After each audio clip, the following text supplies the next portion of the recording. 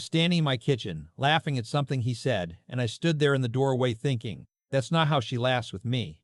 That's how this started. Not with shouting, not with a confrontation in a parking lot, just a laugh in my own kitchen that I didn't recognize. My name is not important.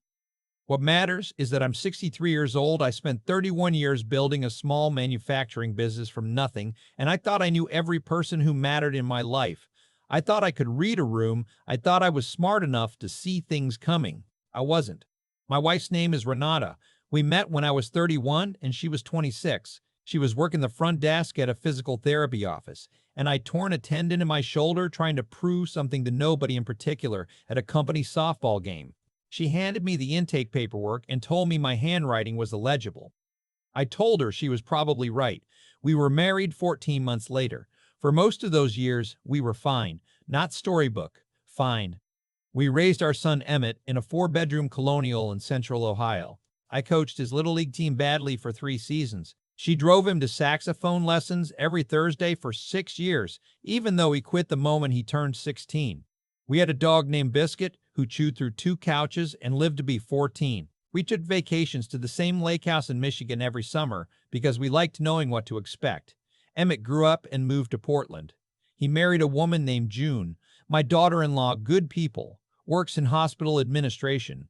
They had a son, my grandson, who just turned 4. I don't see them as often as I'd like, but we talk on the phone, and that's something. After Emmett left, the house got quiet.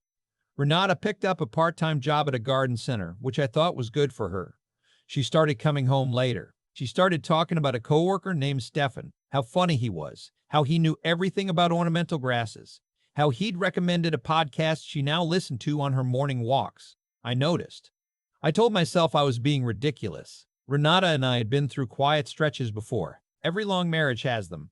I figured this was one of those. I was busy with the business. We were preparing to sell it. I'd been in talks with a regional buyer for almost 8 months, and the due diligence process alone was enough to make a man lose sleep for weeks. There was a lot on my mind. But then there was that laugh in the kitchen. Stefan had come over to help Renata with some project in the backyard, some raised garden bed she wanted to build. I'd been out picking up materials from the hardware store and came home to find them sitting at the kitchen table, coffee in front of them, blueprints, actual paper blueprints for the garden spread out between them, and she was laughing at something he'd said, and I stood in the doorway with a bag of soil amendments in each hand, and I watched her face. I hadn't seen that face in a long time. I put the bags down in the garage. I walked in. I said hello to Stefan, who is maybe 40, sandy-haired, the kind of man who wears worn flannel in a way that seems effortless. He shook my hand firmly and said he'd been hearing so much about me. I said that was nice. I asked if they wanted more coffee. Renata said yes without looking up from the blueprints. I stood in my own kitchen making coffee for my wife and the man I was starting to suspect was sleeping with her, and I didn't say a word. That night I lay in bed and thought about what I actually knew, not what I felt, what I knew. And the answer was nothing. A laugh, a name mentioned too many times, a posture at a kitchen table. So I decided not to do anything yet. This is the part nobody tells you about. The before. The part where you know something is wrong, but you don't have the shape of it yet. So you just go about your life and watch and wait, and every single thing feels like evidence even when it isn't. I called Emmett that week, not to tell him anything, just to hear his voice. He told me about a hike he'd taken, about his son learning to ride a balance bike, about a work thing that was stressing him out. I listened. At the end, he asked how things were at home, and I said, fine, busy with the sale, the usual. He said he'd call more often. He was always saying that. 3 weeks later, I found the text messages. I want to be careful here, because what I did was wrong in its own way. I picked up Renata's phone when she was in the shower. I don't have a justification for it that sounds good. I was scared, and when people are scared, they sometimes do things that don't hold up to scrutiny later. I picked up the phone. I looked. What I found was not what I expected. There were texts from Stefan, yes. Some of them were exactly what I feared, the kind of language that removes all doubt, but mixed in with those were other texts. Text about the house, text about the sale, text about the timeline of the due diligence process with details that Renata would only have known if she'd been reading my documents. Stefan, it turned out, was not just a co-worker at a garden center. Stefan had a background in real estate acquisitions. Stefan had a brother-in-law who worked for the regional buyer I was in talks with. I put the phone down exactly where I'd found it.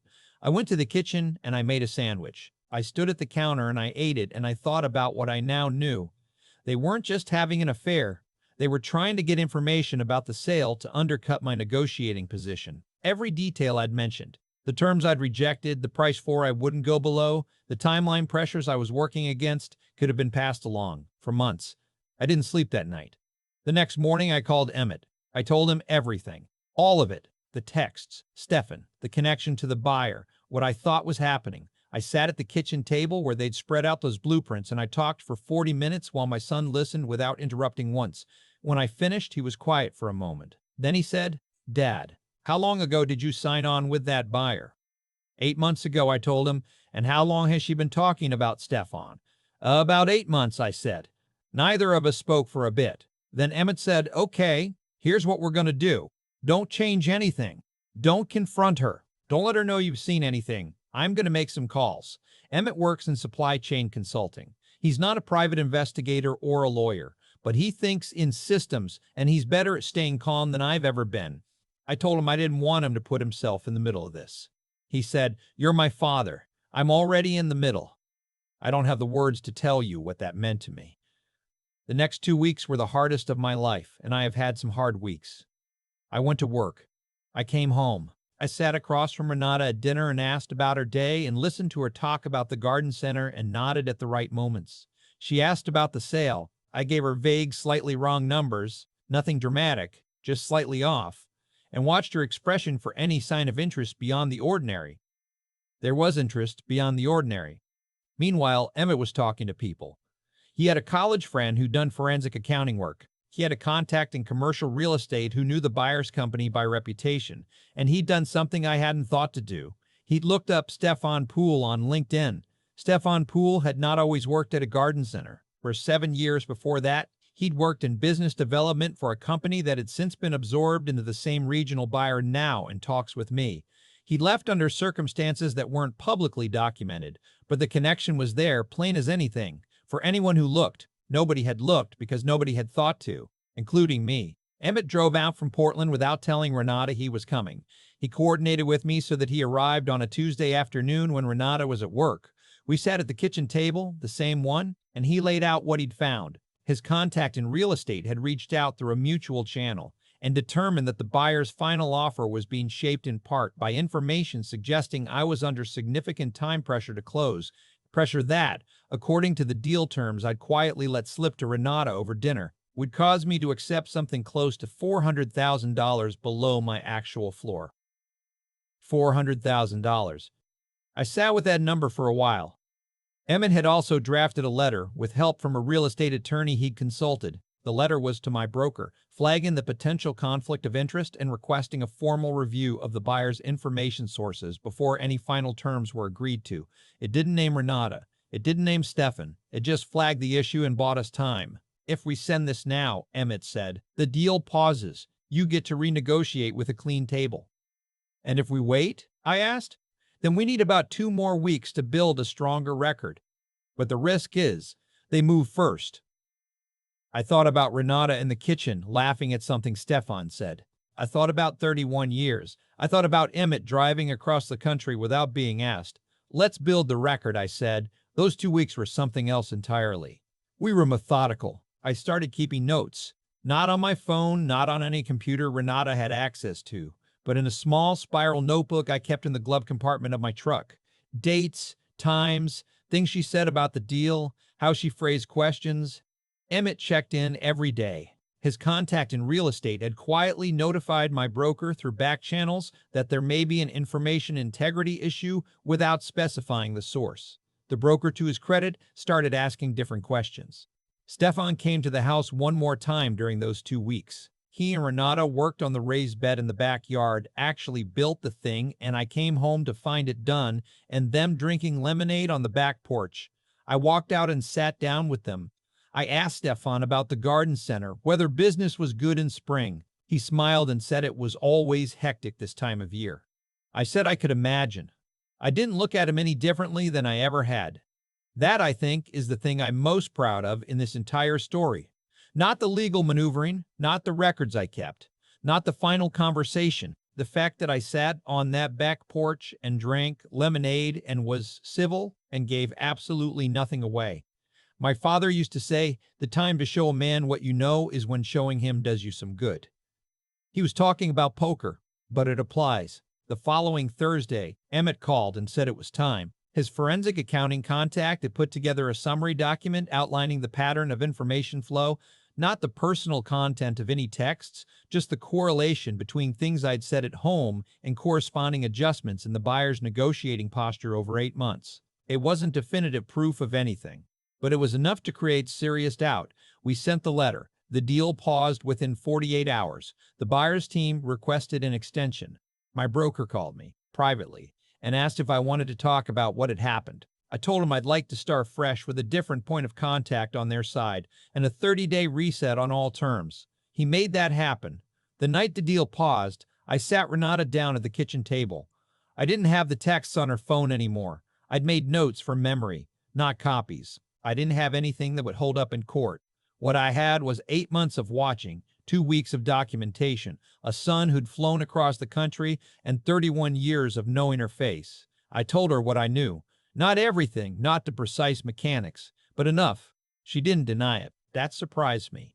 I think I expected the argument, the counterattack, the version of events where I had it all wrong, and she was just a woman who'd made a friend at work. Instead, she got very still, the way people get when they realize the conversation has already ended, and they just haven't been told yet. She said, I didn't think it would go this far.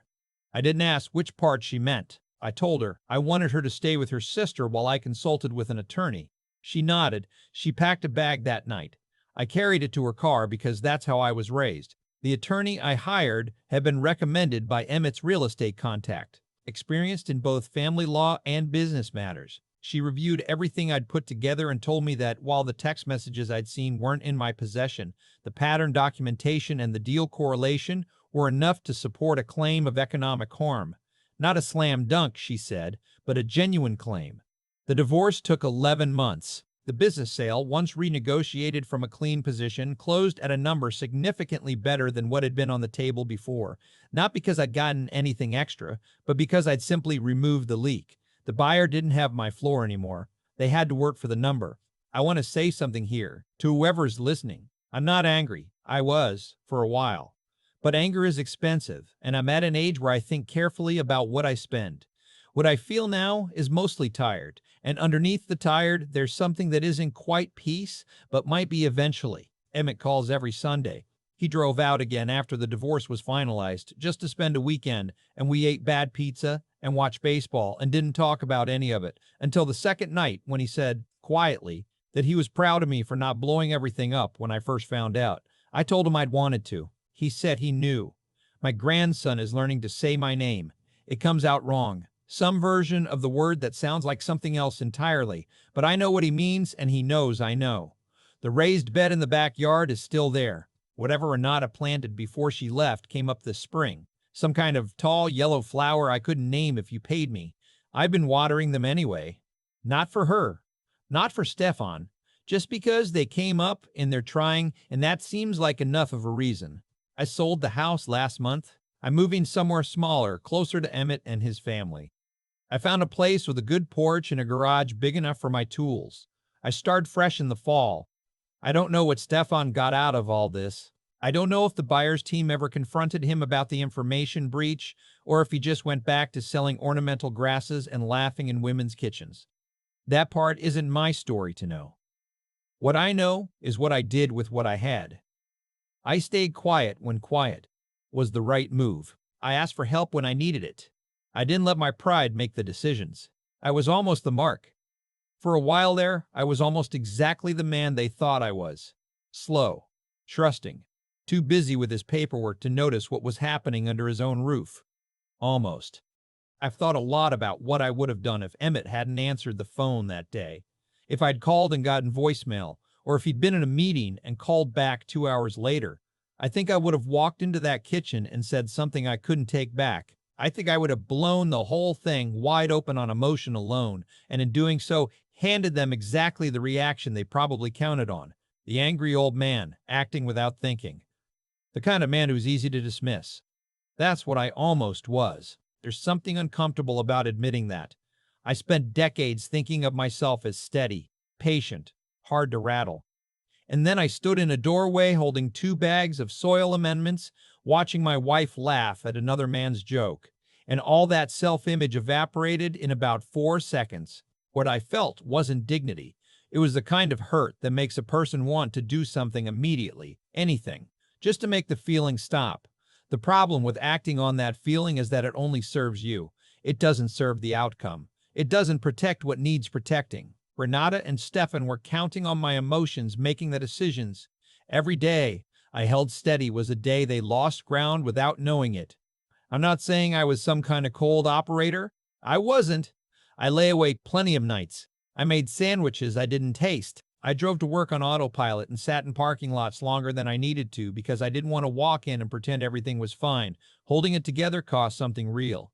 I want to be honest about that. But here's what I kept coming back to. Especially in those 2 weeks when Emmett and I were building the record quietly, the choices people make always leave a trail. Not always a legal one.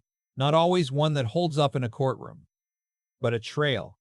Stefan didn't appear out of nowhere. He had a history, a connection, a pattern of behavior that had played out somewhere else before it played out in my kitchen. Renata didn't shift overnight. Things had been moving for months, in small ways I'd noticed and explained away. What I did eventually was stop explaining things away. That's it. That's the whole secret if there is one. I paid attention to what was actually in front of me instead of the version of things I preferred to believe. Emmett taught me something in those weeks too, without meaning to. He's a grown man with his own life, his own pressures, a kid who's learning to ride a balanced bike and a work calendar that's never empty. He drove across the country anyway. He made calls for me I never would have known to make. He didn't do it because I asked. He did it because he's the kind of person who shows up when the people he loves need it, and that's not an accident. That's what happens when you spend years trying to be someone worth showing up for. I didn't always get everything right as a father. No one does. But I showed up. I coached badly and drove to saxophone lessons and stayed at the kitchen table through hard conversations. Emmett saw that. Kids always see more than you think they do. The consequences in this story weren't dramatic. No courtroom scene, no public confrontation. Just a deal renegotiated from an honest position, a marriage ended with a bag carried to a car, and a man who gets to start over smaller and cleaner than he finished.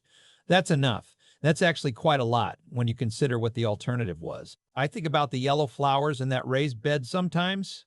I watered them all spring. I didn't plant them, didn't choose them, didn't ask for them. But they came up anyway, and they were trying, and that seemed like reason enough. Most things worth doing feel that way at the start.